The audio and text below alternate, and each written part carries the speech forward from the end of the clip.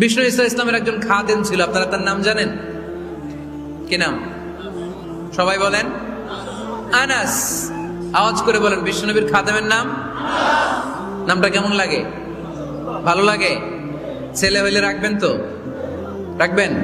অনেকে আমার জিজ্ঞেস করে যে আমার একটা ছেলের নাম বলে দেন। এই এলাকার যদি কারো সম্ভাব্য আগন্তুক 2-1 মাস পরেই ছেলে পৃথিবীতে আসবে, এর নাম রাখবেন আনাস। নাম কি রাখবেন? খাদিমু রাসূলিল্লাহ, আল্লাহ রাসূল সাল্লাল্লাহু আলাইহি ওয়াসাল্লামের খাদেম। এই খাদেমের কাছ থেকে একটু শোনেন ওনার মালিক কেমন ছিল। শুনবেন নাকি কষ্ট হচ্ছে? সম্মানিত ভাইয়েরা, খেয়াল রাখবেন, কোন পীর সাহেবের ব্যাপারে যদি আপনি রিপোর্ট চান, পীর সাহেবের বউয়ের কাছ থেকে শুনবেন। কথা কয় না? বোঝে নাই বোধ হয়। একজন পীর সাহেব হুজুর উনি কেমন, রিপোর্ট নেবেন কার কাছ থেকে? কার কাছ থেকে? বউয়ের কাছ থেকে। একজন বড় সাহেব, বড় নেতা, তার ব্যাপারে যদি রিপোর্ট পেতে চান, আমি কয়েকটা জায়গা বলে দিই, এই জায়গাগুলো থেকে রিপোর্ট নেবেন। 1 নাম্বার তার ড্রাইভার, 1 নাম্বার। 2 নাম্বার তার বাড়ির দারোয়ান, 2 নাম্বার। 3 নাম্বার তার খাদেম, 3 নাম্বার। 4 নাম্বার তার ঘরের কাজের মেয়ে, 4 নাম্বার।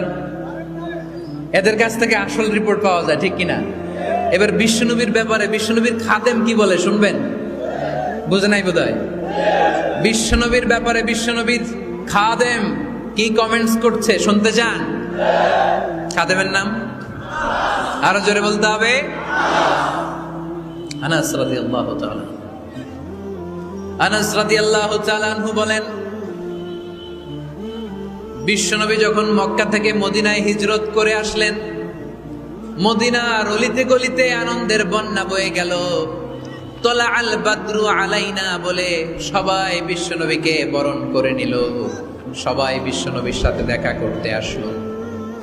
সবাই যখন আনসারী নারী পুরুষরা দেখা করতে যায়, আমার আম্মাও বলল, আনাস, মক্কা থেকে বিশ্বনবী এসেছে, চলো তোমারে নিয়ে দেখা করতে যাই।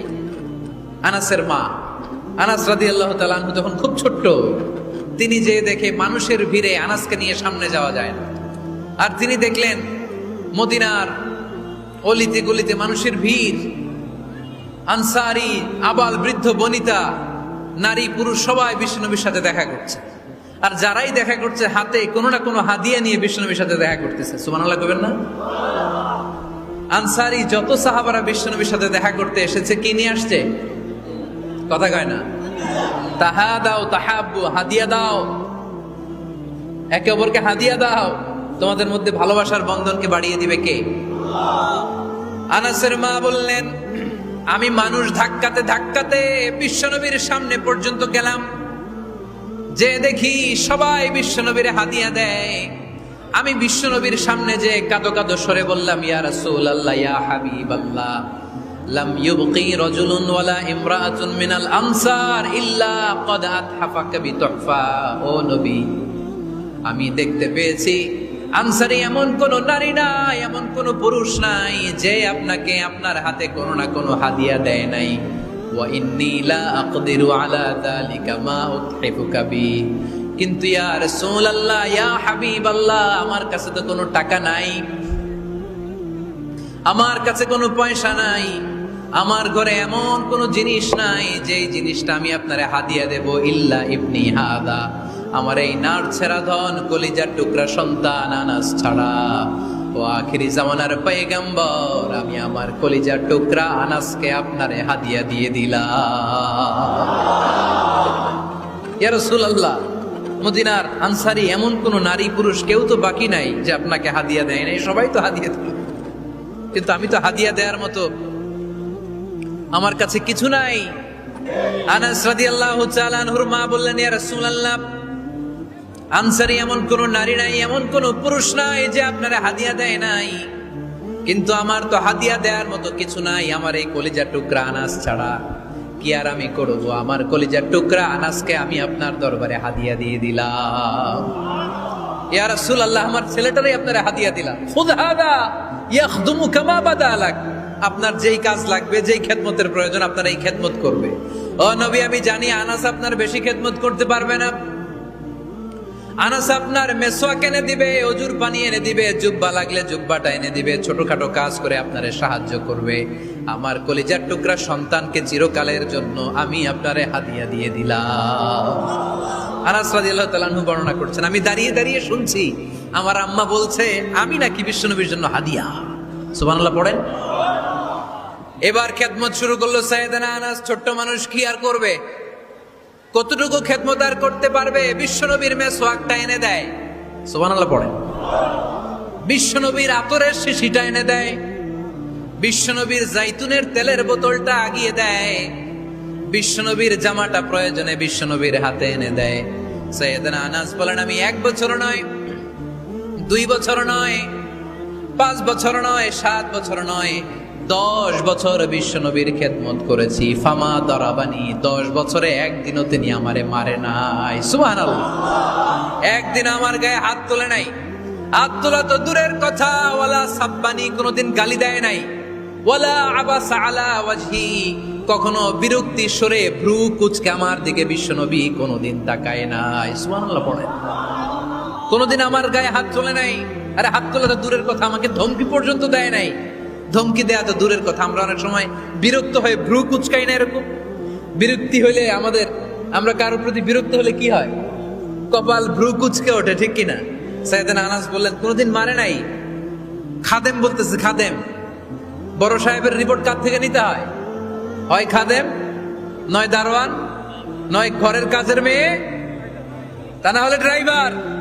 বিশ্বনবীর খাদেম বিশ্বনবীর ব্যাপারে কি কমেন্ট করছে? মা সাব্বানি ওয়ালা জারাবানি ওয়ালা আবাসা ফি ওয়াজহি। এই 10 বছরের খেদমতের জিন্দেগিতে কোনোদিন বিশ্বনবী আমারে মারে নাই, গায়ে হাত তোলে নাই। আরে হাত তোলা তো দূরের কথা, একটা ধমকও দেয় নাই। আরে ধমক দেয়া তো দূরের কথা, বিরক্তির সুরে ভ্রু কুচকে আমার দিকে কখনো তিনি তাকায় নাই। চিল্লায় বলো সুবহানাল্লাহ। আর আজকে মাইক পেলে মানবতা, মানবাধিকারের কর্মী কি সুন্দর কথা বলে, উইমেন রাইটস এর কথা বলে, শিশু শ্রম নিয়ে কথা বলে, আর বাড়িতে কাজের মেয়ের গায়ের মধ্যে খুন্তি, গরম খুন্তি পিঠের মধ্যে লাগিয়ে পিঠ ঝলসিয়ে দেয়। এরকম আছে না নাই? পত্রপত্রিকায় প্রায় দেখা যায় যে কাজের মেয়েদেরকে কি অত্যাচার করে। খুন্তি গরম করে করে চামড়ার মধ্যে লাগিয়ে স্কিন ঝলসে ফেলেছে, গ্রিলের মধ্যে বেঁধে রেখেছে, সময় মতো খাবার দেয় নাই, পিটিয়ে মাথার চুল কামিয়ে মাথা নেড়া করে দিয়েছে। এরকম আছে না নাই?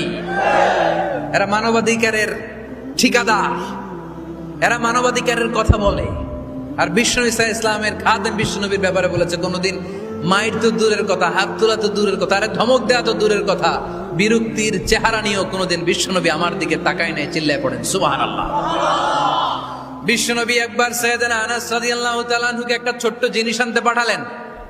সাইয়েদনা আনাস রাদিয়াল্লাহু তাআলা আনহু জিনিসটা আনতে যে মদিনার অলিতে গলিতে বাচ্চাদের খেলা দেখে জিনিস আনতে ভুলে খেলায় দাঁড়িয়ে গেলেন। ছোট মানুষ, ছোট্ট একটা বাচ্চা যদি আমার সাথে নেই, সে কি আমার প্রয়োজন বুঝবে? আমার সেন্টিমেন্ট যেরকম, বাচ্চা কি ওটা টের পাবে? ছোট্ট আনাসকে বললেন আমার জুব্বা নিয়ে আস। বিষ্ণু ইসলাম শাম দেশের জুব্বা পড়তেন, বলতেন জুব্বা নিয়ে এসো। জুব্বা আনতে যখন বেরোলেন আনাস রাদিয়াল্লাহু তাআলা আনহু, দেখলেন মদিনার অলিতে গলিতে বাচ্চারা কুতকুত খেলে। কি খেলে? আপনারা খেলেন তো? এই খেলা দেখে আনাস রাদিয়াল্লাহু তাআলা আনহু ভুলে গেলেন যে বিশ্বনবীর জামা আনতে হবে। উনি ভুলে যে উনিও দাঁড়িয়ে খেলা দেখতে শুরু করলেন। এখন ঘন্টার পর ঘন্টা যায়, আনাসও আসে না, জামাও আসে না। বিশ্বনবী ভাবলেন হায় রে, আনাস মনে হয় ভুলে গিয়েছে, কি আর করা যাই, নিজের জামা নিজেই নিয়ে আসি। বিশ্বনবী বের হলেন জামা আনতে।